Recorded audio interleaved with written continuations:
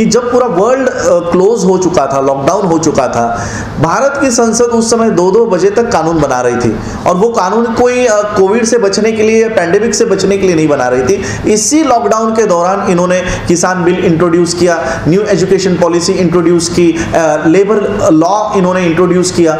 जो इस देश के विद्यार्थी है, किसान है, SC ST के लोग हैं, पब्लिक सेक्टर में जो ज़्यादा से ज़्यादा काम करते हैं, ये सभी लोगों के खिलाफ इन्होंने कानून बनाया है। तो इसके खिलाफ, जैसे न्यू एजुकेशन पॉलिसी है, इसके खिलाफ भी आंदोलन पूरे देश भर में चलाया जाएगा। ये न्यू एजुकेशन पॉलिसी है क्या, ये लोगों को हम बताएंगे, क्योंकि देखिए इसमें 5th के बाद ITI का जो ट्रेनिंग है वो हमारे बच्चों को करवाया जाएगा। यानी फिर से वो मनुवाद की सिस्टम को रिवाइव कर रहा है कि कारपेंटर का बेटा या कारपेंटर ही बनेगा, इलेक्ट्रिशियन का बेटा इलेक्ट्रिशियन बनेगा, क्योंकि 5वीं के बाद उनको इस तरह की शिक्षा दी जाने वाली है। हम हमारे बच्चों को IITian बनाना चाहते हैं, या हमारे बच्चों को ITI में डालना चाह रहे हैं। तो न्यू एजुकेशन पॉलिसी का भी हम विरोध कर रहे हैं। लेबर लॉस, जहां बाबा साहब अंबेडकर जी ने 16-16 घंटे की नौकरियों को 8 घंटे में उन्होंने कन्वर्ट कर दिया गया था, उनकी ग्रेच्युटी हो, उनके पेंशन्स हो, ये सारे कानून बाबा साहब अंबेडकर जी ने बनाए हैं। आज उसी को रद्द करके 8 घंटे की नौकरी को 12 घंटे के नौकरियों में कन्वर्ट कर दिया गया है। फिर से किसी भी एम्प्लॉय को कहीं पर भी अपनी कंप्लेंट दर्ज करने का अधिकार नहीं होगा। तो ये एम्प्लॉयज के साथ भी संविधान सुरक्षा आंदोलन खड़ी है, लेबर्स के साथ खड़ी है। तो ये सारे, और एक मैं बौद्धों का एक मुद्दा बताना चाहूंगा। लॉ मिनिस्टर कहते हैं कि अगर कोई भी व्यक्ति, SC ST का व्यक्ति अगर धर्म परिवर्तन करता है तो उसको मिलने वाला जो आरक्षण है वो हम उनको नहीं देंगे। 8 दिसंबर 1990 को इंडियन गवर्नमेंट ने UN डिक्लेरेशन साइन किया है, माइनॉरिटी कमीशन को यह साइन करके दिया हुआ है कि इस देश में कोई भी जाति का, कोई भी वर्ग के लोग हो, अगर वो धर्म परिवर्तन करना चाहते हैं तो उनको सकारात्मक वातावरण इस देश में तैयार करके दिया जाएगा। लेकिन आज उत्तर प्रदेश में लव जिहाद के नाम पर सभी धर्मों के कन्वर्जन्स के ऊपर इन्होंने बैन ला दिया है। मध्य प्रदेश में क्या फ्रीडम ऑफ रिलीजन करके नाम दिया हुआ है। नाम इन लोगों ने, जो लॉज है वो अच्छे अच्छे नाम दिए हैं, फ्रीडम ऑफ रिलीजन, और उस फ्रीडम ऑफ रिलीजन के लॉ में खुद रिलीजन का फ्रीडम वहां पर नहीं है। तो ये सारे एक्ट के, ये सारे कानून का हम विरोध कर रहे हैं। दूसरा एक बहुत ही भयानक कानून इन्होंने लागू किया है देश में, UAPA। तो इस तरह से ये कानून जो आवाज उठा रहा है या जो एजिटेशन कर रहा है उसको UAPA के अंडर रजिस्टर करते हैं, 20-20 सालों तक जेल में रखेंगे और कहेंगे कि नहीं, इसका UAPA से कोई संबंध नहीं था। तो ये पूरे आंदोलन को खत्म करने के लिए UAPA जैसे एक्ट, सेडिशन, हमने देखा कि हैदराबाद में, गुलबर्गा में कुछ बच्चों ने प्ले किया था जिसमें मोदी के ऊपर या गवर्नमेंट की टीका की गई थी। 5 साल के बच्चों के ऊपर सेडिशन चार्जेस लगा रहा है। यानी जो कोई भी गवर्नमेंट के खिलाफ बोलेगा, मैं खुद जब वॉशिंगटन DC गया था, ट्रंप उस समय प्रेसिडेंट थे, ट्रंप के बंगले के बाहर वहां पर ट्रंप के खिलाफ नारे लगाए जा रहे थे। यानी US में, यानी वर्ल्ड के सबसे शक्तिशाली आदमी का विरोध उसके घर के बाहर कर सकते हैं, उतना अधिकार US के पास है। तो क्या हम अपने स्तर से इस देश के प्रधानमंत्री का विरोध नहीं कर सकते? क्या हम गलत नीतियों के ऊपर बात नहीं कर सकते? अगर हम बात भी करते हैं तो सेडिशन के चार्जेस लगा रहे हैं, UAPA के अंडर बुक कर रहे हैं। तो ये सारे कानून जो इस देश के डेमोक्रेसी को बर्बाद करने के लिए, लोकतंत्र को खत्म करने के लिए इन्होंने जो बनाए हैं, ये पूरे देश भर में इसका विरोध करने का काम, और पूरे देश भर में एक एजिटेशन हम लोग ये खड़ा कर रहे हैं। तो ये सारे मुद्दे संविधान सुरक्षा आंदोलन के माध्यम से हम कर रहे हैं। तीसरा मुद्दा है पब्लिक सेक्टर को बेचना। अब नरेंद्र मोदी इस देश के प्रधानमंत्री कहते हैं कि गवर्नमेंट जो होती है ये बिजनेस नहीं करना, ये बिजनेस अब कोई नहीं करेगी, कोई भी बैंक नहीं चलाएगी, कोई भी पब्लिक सेक्टर नहीं चलाएगी, एयर इंडिया नहीं चलाएगी, रेलवे नहीं चलाएगी। तो फिर संसद में आप करोगे क्या? संसद में आप लोग 365 डेज और 5 साल आकर वहां बैठने वाले हो, तो संसद में पॉलिसीज किसके लिए बनाने वाले हो? क्या सिर्फ अडानी और अंबानी के लिए पॉलिसी बनाओगे?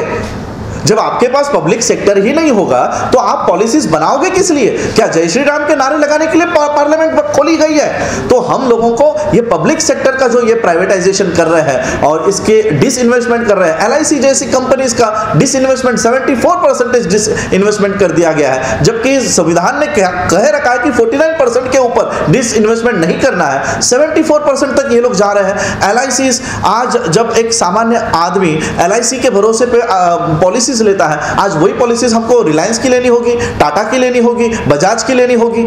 तो ये सारा देश ये टाटा, अंबानी, बजाज इन लोगों को बेच रहा है जिनको डिफेंस का नॉलेज नहीं है, जिनको कोई डिफेंस का नॉलेज नहीं है। ऐसे अंबानी को इन्होंने राफेल का कॉन्ट्रैक्ट दे दिया है, राफेल का कॉन्ट्रैक्ट दे रहे हैं।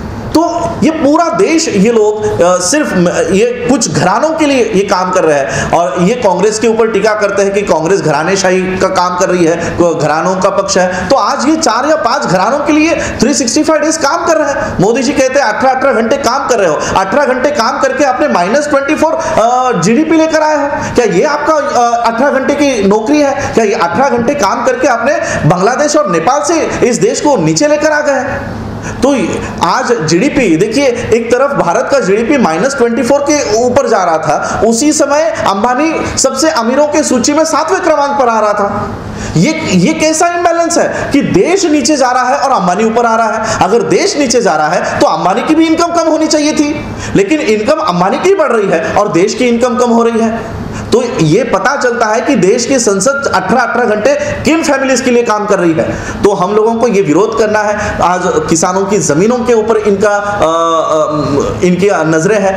पब्लिक सेक्टर की जो बड़ी बड़ी बीपीसीएल हो, एचपीसीएल हो, इसकी रिफाइनरीज आप देखो, एकड़ में मुंबई में जहां पर 2-2, 3-3 लाख रुपए की पर स्क्वायर फीट रेट चल रहा है, वहां पर मुंबई में इतनी बड़ी बड़ी रिफाइनरीज है, इसके ऊपर इनकी नजरें हैं। ये रिफाइनरीज बेचकर ये वहां पर होटल्स बनाएंगे, वहां पे रिक्रिएशनल थिंग्स सब शुरू कर देंगे। तो पब्लिक सेक्टर बेच रहा, मैं आप लोगों के माध्यम से पूरे देश भर में बताना चाहता हूं, पब्लिक सेक्टर की जो निर्मित की गई ये प्रॉफिट के लिए नहीं की गई है। इससे आपको प्रॉफिट नहीं कमाना है, बल्कि ये सोशल अपलिफ्टमेंट करने के लिए बनाई गई है कि जो वर्ग स्कूलों में नहीं लिया जा सकता था, जिनको स्कूलों में बैठने की इजाजत नहीं थी, ऐसे बच्चों को अगर शिक्षा दी गई तो वो नौकरियां कहां करेगा। इसलिए पब्लिक सेक्टर की निर्मित की गई। आप कहते हो कि हम लोग ये नहीं चलाएंगे, ये तो प्रॉफिट मेकिंग कंपनीज हैं। बीपीसीएल, एचपीसीएल लॉस मेकिंग होती तो उसको बेचना कि हम लॉस नहीं कर सकते, लेकिन 30-30 लाख करोड़ का एक साल का प्रॉफिट है बीपीसीएल का। ऐसे प्रॉफिट मेकिंग कंपनियों को ये बेच रहे हैं, पब्लिक सेक्टर को बेच रहे हैं। क्यों बेच रहे हैं? क्योंकि यहां पर शेड्यूल कास्ट के लोग बहुत बड़े पैमाने पर बड़ी बड़ी पोस्ट पर चले गए हैं। अगर ये आज बेच दिया जाएगा तो ये सारे एम्प्लॉइज इनकी नौकरियां चली जाएंगी। इनका जो स्वच्छता अभियान है, ये कोई रास्तों का कचरा साफ करने के लिए नहीं है। स्वच्छता अभियान इनका इसलिए है कि बाबा साहब के संविधान की वजह से जो लोग आज मैनेजर पदों पर जाकर बैठ गए हैं, जो लोग आज बड़ी बड़ी ओहदे पर जाकर बैठ गए, इनको उस जगह से निकालना है। यह है इनका असली स्वच्छता अभियान। और इसलिए हम संविधान सुरक्षा आंदोलन के माध्यम से इन सारे बातों का हम विरोध कर रहे हैं। ईवीएम का मुद्दा हमने भी हमारे एजेंडा के ऊपर है। आज देखिए, बंगाल में इलेक्शन चल रही है, वहां पर बीजेपी के विधायक, जो पूर्व विधायक है, उनकी गाड़ियों में ईवीएम मशीन मिल रही है। सुप्रीम कोर्ट ने 8 अक्टूबर 2013 को ये स्पेसिफिकली ऑर्डर दी है कि ईवीएम जो मशीन है ये भरोसे के लायक नहीं है। अगर आप ईवीएम से चुनाव करवाना चाहते हो तो एक स्लिप वहां पर होनी चाहिए। आज सुप्रीम कोर्ट, वही सुप्रीम कोर्ट जिसने ये ऑर्डर दिया है, वही सुप्रीम कोर्ट कहता है कि चिट्ठियों की काउंटिंग नहीं की जाएगी। तो फिर ईवीएम मशीन से वोट लेना कहां तक मुनासिब है? तो हम ये सारे मुद्दों को लेकर पूरे देश भर में हम ये एजिटेशन चला रहे हैं। अगर आपने अभी तक हमारा चैनल सब्सक्राइब नहीं किया है तो सब्सक्राइब करें और घंटी का बटन बिल्कुल भी दबाना ना भूलें, ताकि सभी लेटेस्ट खबरें पहुंच सकें आप पे सबसे पहले।